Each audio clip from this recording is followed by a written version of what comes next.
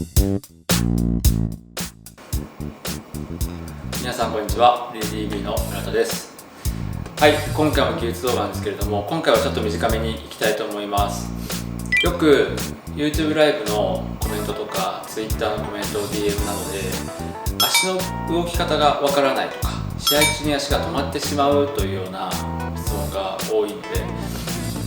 今日はですね、動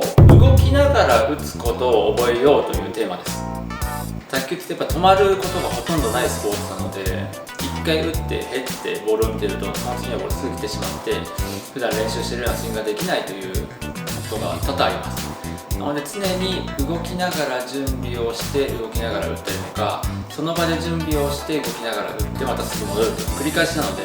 その基本的な動きの一つを今回はやっていきたいと思います。それでは行ってみましょう。よろしくお願いします。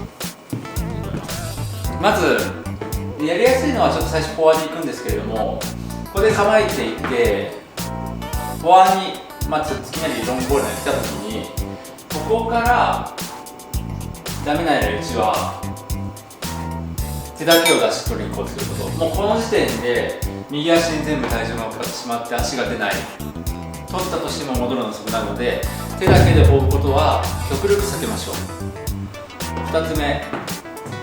来た、動いた、引くの時点でボールは多分皆さんのここら辺に来てますね。なので全部が全部ちゃんと動いてから打とうとすると卓球は間に合わなくなります。ラリー中なんか多分ほとんどそうです。ですので練習でまずやってほしいことというのが、バックサイドに立っている状態からボールが来ますよね。その時に来たと判断したら、この場、ここにいながらボールを見ながら、来た方向なし、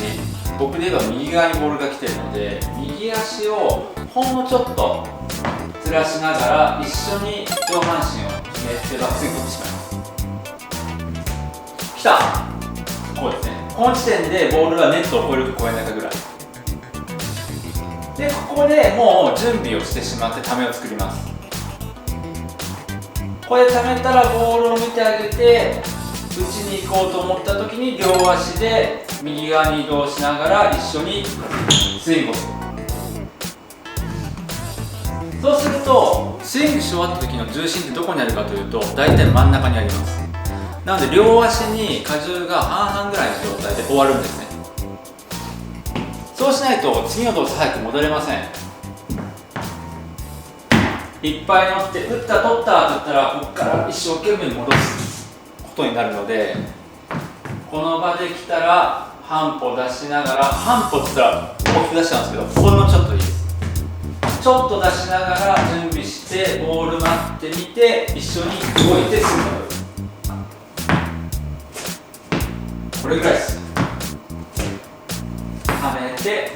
準備してそのまま戻る。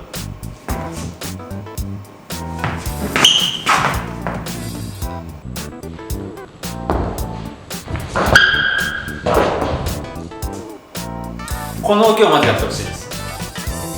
OK ですか？なので僕の顔はこうなってないと思うんですよね。こういうふうに、この動きすごい重要です。これの連続です。はっきり言って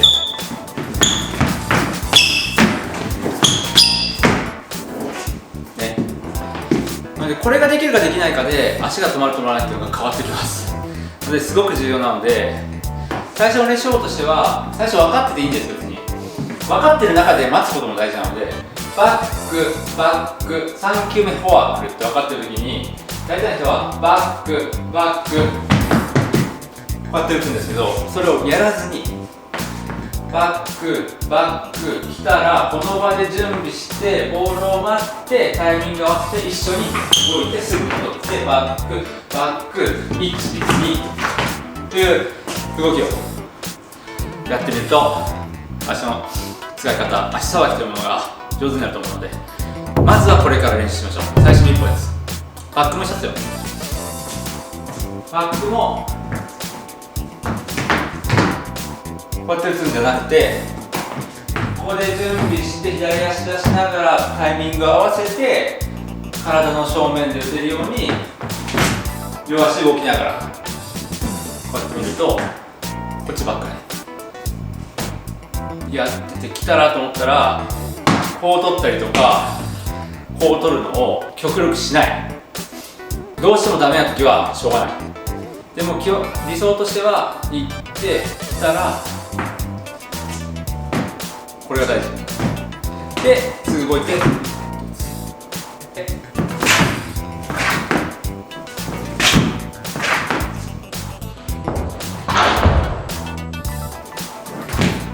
わかりましたか？